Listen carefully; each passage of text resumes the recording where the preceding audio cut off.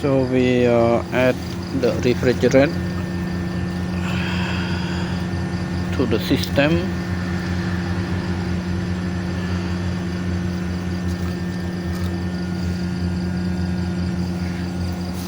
and we check the current.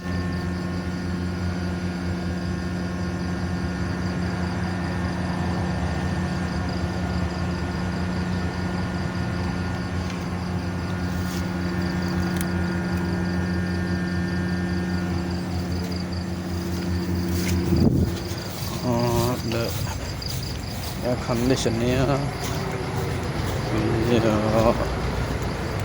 check in the room temperature.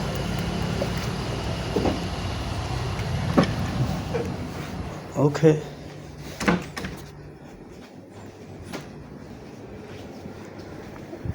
So cool.